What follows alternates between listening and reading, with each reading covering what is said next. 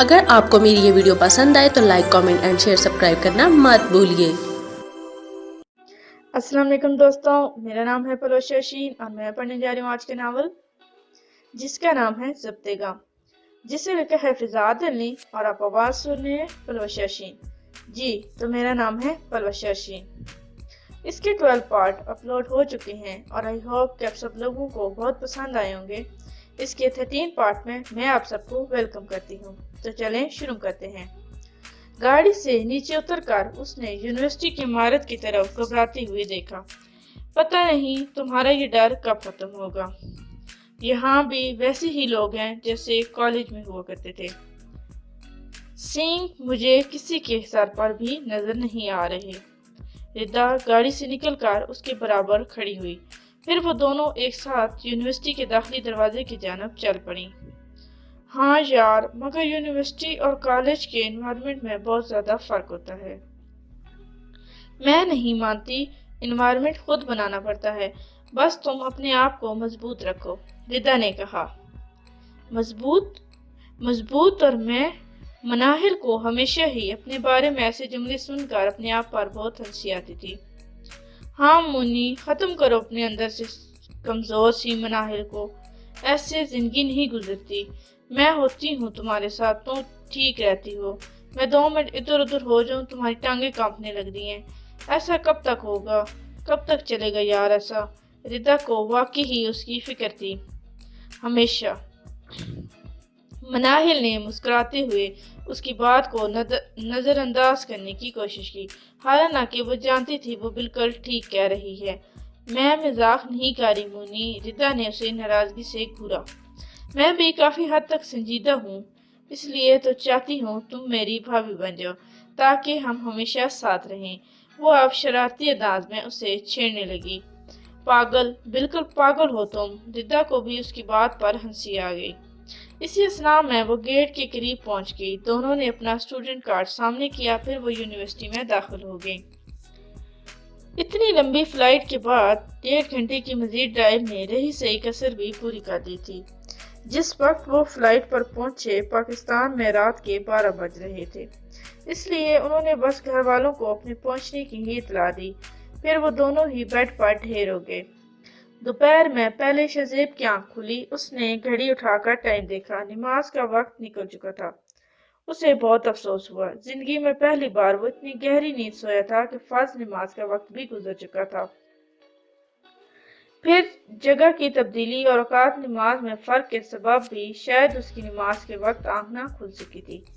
ارسلان اٹھو یار، بہت دیر ہو گئی ہے، 6 بج رہے ہیں۔ اس نے برابر والے بیڈ پر سوئے ارسلان کو جگایا۔ ایک ہی آواز میں ارسلان نے بھی آنکھیں کھول دیں۔ اس نے گھڑی اٹھا کر دیکھی، نماز کا وہ بھی پابند تھا۔ اسے بھی وقت نکل جانے پر بہت افسوس ہوا۔ وہ بیڈ سے نیچے اتر کر فلیٹ کا محاصرہ کرنے لگا۔ جب وہ یہاں پہنچے تھے تو تھکن کے سبب وہ کچھ بھی نہ دیکھ پائے تھے۔ اس نے اب گھوم پھر کر سارا فلیٹ دیکھا، پھر کچن میں جا کر ہر چیز کا صحیح سے جائزہ لینے لگا۔ وہاں ضرورت کا ہر سامان موجود تھا، مگر کھانے پینے کی کوئی شے بھی موجود نہ تھی۔ کھانا باہر کھانا پڑے گا۔ اس نے خود کلامی کرتے ہوئے فریج کھول کر پانی کی بوتل نکالی۔ ساتھ ہی اسے مناہل کے ہاتھوں کی بنی کافی کی شدت بہت محسوس ہوئی۔ اس وقت وہ اپنے ہاتھوں سے کافی بنایا کرتی تھی، پھر تینوں باہر لان میں بیٹھ کر پیتے تھے۔ ساتھ ہی ساتھ مناہل اپنے دن بھر کا حال احوال سناتی تھی۔ اس کی معصومانہ باتوں سے دونوں ہی باپ بیٹا بہت خوش ہوتے، یا پھر دونوں بہن بھائی بھی چھوٹی موٹی نوک جھوک ہوتی رہتی تھی، جس پر ریحان مسکرا کر کبھی ایک کا تو کبھی دوسرے کا ساتھ دیتا۔ بوتل سے پانی گلاس میں ڈھیل کر قریب ہی ڈائننگ ٹیبل کی کرسی کھینچ کر بیٹھ گیا۔ نہیں، یہ آپ جب اپنے فلیٹ میں پہنچ جائیں گے تب کھولنا۔ اسے مناہل کا دیا گیا وہ گفٹ یاد آیا۔ وہ اپنی بہن کی اس معصوم ادا پر مسکرا دیا۔ اس کی آنکھوں میں نمی تھی۔ اس نے پانی ختم کر کے ہاتھ سے گلاس رکھا، پھر وہ اٹھ کر لانچ کی جانب چل دیا جہاں اس کا سامان پڑا تھا۔ پہنچتے ہی وہ اپنے بیگ بس لانچ تک ہی لائے تھے۔ اس کے بعد تھکان کے سبب وہ نہ تو ان کو کھول پائے تھے اور ان کو کھولے بغیر ہی سو گئے تھے۔ اس نے اپنا بیگ گھسیٹ کر صوفے کے قریب کیا، پھر اس کی زپ کھول کر وہ گفٹ پیک باہر نکالا۔ ایک بار پھر گفٹ کے ساتھ ساتھ مناہل کی بھولی سی صورت اس کی آنکھوں کے گرد لہرائی۔ اس کی آنکھوں میں موٹے موٹے آنسو تہرنے لگے۔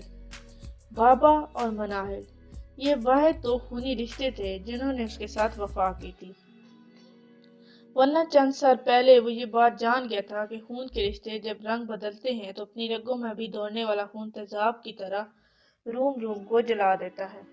اسے اکثر اپنی بڑی بہن اور ماں کی بے وفائی رگوں میں خون کی جگہ تیزاب بن کر دوڑتی محسوس ہوتی تھی۔ وہ پور پور جلتا تھا، مگر نہ مکمل جل پاتا تھا اور نہ ہی یہ جلن مٹتی تھی۔ اس نے گفٹ پیک کو الٹا پلٹ کر دیکھا۔ گلابی رنگ کا نفیس سی پیکنگ میں کچھ بہت دلچسپ تھا۔ اس چھوٹے سے ڈبے کو دیکھ کر اس کے دل میں عجیب سا احساس رینگنے لگا۔ نہ جانے کیا ہوگا اس میں، وہ سوچ رہا تھا کہ ایک طرف کو لکھی تری نے اسے متوجہ کیا۔ ارسلان، کیا میں یہ 5 سال محض آپ کے انتظار میں نظر کر سکتی ہوں؟ اگر ہاں تو یہ پیک کھول لیجئے اور میرا یہ تحفہ قبول کر لیجئے، اگر نہیں تو اس کو ڈسٹ بن میں پھینک دیجئے۔ فرام ردا اکرم۔ ارسلان نے اس ڈبے کو ایک بار پھر الٹ پلٹ کر دیکھا۔ اس کے کونے میں درج تحریر پر اس نے دوبارہ پڑھی۔ ردا، میں اسے حیرت ہوئی۔ وہ زیر لب بڑبڑایا۔ اس کی سمجھ میں نہ آ رہا تھا یہ سب کیا ہے، وہ کیا کرے۔ اس نے ایک بار پھر وہ درج شدہ تحریر پڑھی۔ پھر اسے مناہل کا گفٹ دینا اور وہاں کھولنے سے منع کر دینا سب یاد آیا۔ اسے مناہل کا بار بار وہاں گفٹ نہ کھولنا اور منع کر دینا سب یاد آ رہا تھا۔ اس نے مسکرا کر سر جھٹکا اور گفٹ کھولنے لگا۔ گتے کے سرخ ڈبے کے اندر شیشے کی ایک نفیس سی ڈبیا تھی جس میں خوبصورت سی واچ تھی، مگر اس کے اوپر ایک چھوٹا سا کارڈ رکھا تھا۔ اس نے ہاتھ بڑھا کر وہ کارڈ اٹھایا جس پر ایک اور مختصر تحریر درج تھی۔ اگر یہ تحفہ قبول کر لیا تو یہ گھڑی اپنی کلائی پر باندھ لیجیے۔ یہ گھڑی اس 5 سالوں میں گزرے ایک ایک لمحے میں میرا آپ کے لیے منتظر رہنا آپ کو یاد کراتی رہے گی۔ ردا اکرم۔ اس نے وہ کارڈ اس ڈبے میں بند کر کے رکھ دیا۔ پیکنگ کے اوپر درج تحریر پر اس نے ایک نظر پھر دیکھی۔ اس نے اس کو بھی طے کر کے اس کے ڈبے کے اندر رکھ دیا۔ ابھی تک شہزیب واش روم سے نہ نکلا تھا۔ اس نے کمرے کے دروازے پر ایک نگاہ ڈالی۔ تیزی سے سب کچھ اس نے اسے انویلپ میں ڈال کر واپس بیگ میں رکھا۔ البتہ گھڑی ہاتھ میں لیے وہ بیگ کی زپ بند کرتا اٹھ کھڑا ہوا۔ وہ نہیں چاہتا تھا کہ شہزیب کو اس پر نگاہ پڑے۔ وہ ٹیرس پر جا کر کھڑا ہو گیا۔ ارد گرد پھیلی اونچی اونچی عمارتیں دور آسمان سے باتیں کر رہی تھیں۔ وہ اس وقت چھٹی منزل پر تھا۔ نیچے بہت نیچے رنگ برنگی گاڑیاں آتی جاتی کیڑوں کی مانند دکھائی دے رہی تھیں۔ لوگ چلتے پھرتے اپنا کام دھندوں میں مصروف تھے۔ اس نے آسمان کی طرف دیکھا۔ بادل ایک دوسرے سے آنکھ مچولی کر رہے تھے۔ اس نے ہاتھ میں پکڑی گھڑی پر نگاہ ڈالی۔ اسے گفٹ پیک پر لکھی مختصر تحریر یاد آئی۔ چند لفظوں میں ردا نے کئی سالوں کی مسافت جیسے طے کر لی تھی۔ میں نے یہ تحفہ قبول کر لیا ہے، مگر کیوں میں نہیں جانتا۔ کیا میں ردا کو؟ اس نے دل ہی دل میں سوچا، مگر اس سے آگے وہ کچھ بھی نہ سوچ سکا۔ بس ردا کا چہرہ اس کی نگاہوں کے سامنے لہرایا۔ ردا بہت اچھی لڑکی ہے۔ وہ ذاتی طور پر اسے پسند کرتا تھا، مگر اس نے کبھی خود پر بھی یہ ظاہر نہ ہونے دیا تھا کہ وہ اسے پسند کرتا ہے۔ اس نے زندگی میں اتنے نشیب و فراز دیکھے تھے کہ بعض اوقات زندگی کی خوبصورت حقیقتوں سے نظریں چرا لینا یا بھاگ کر کنارہ کش ہو جانا ہی اسے بہتر رائے عمل لگتا تھا، مگر حقیقتیں ایسے بھی سامنے آ کھڑی ہوتی ہیں، اس کے گمان میں نہ تھا۔ وہ مسلسل ردا کے بارے میں سوچ رہا تھا۔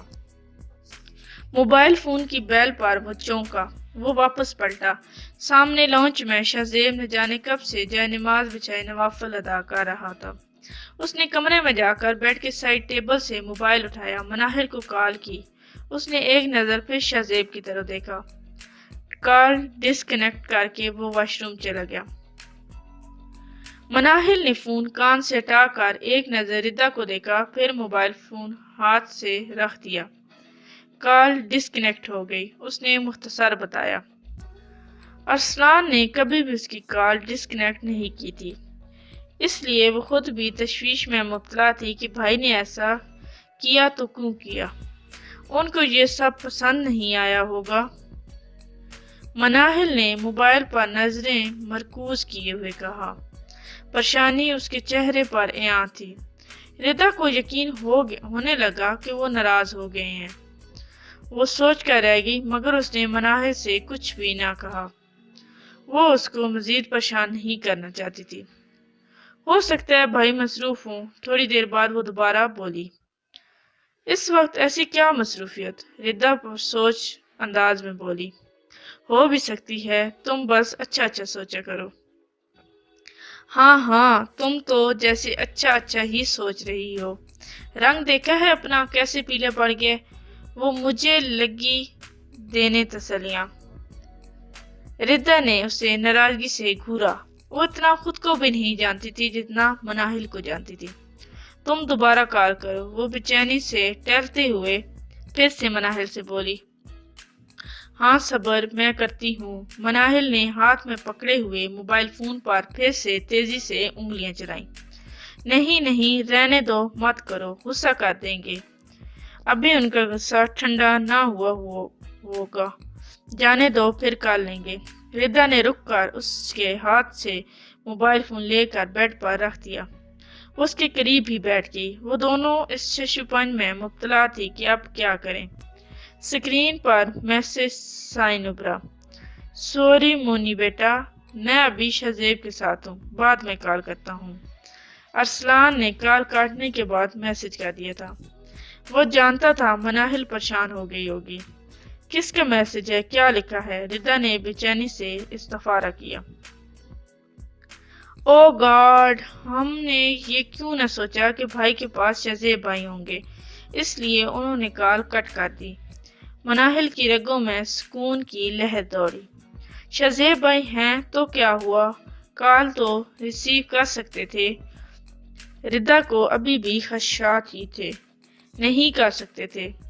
وہ جانتے ہیں میں گفٹ کا سب سے پہلے پوچھوں گی۔ میں جانتی ہوں اپنے بھائی کو، اور کوئی بات نہیں، شازی بھائی کے سامنے نہیں کریں گے۔ تب کاٹ دی کال انہوں نے۔ تم ریلیکس ہو جاؤ، مایوس نہیں ہوتے ہم۔ اس نے سر ہلایا، اب وہ کچھ پرسکون تھی۔ ہاں میری جان، ریلیکس کرو، کیونکہ میرا دل کہتا ہے بھائی بھی تمہیں پسند کرتے ہیں۔ وہ یقین سے بولی۔ اچھا، وہ کیسے؟ ردا نے دلچسپی سے پوچھا۔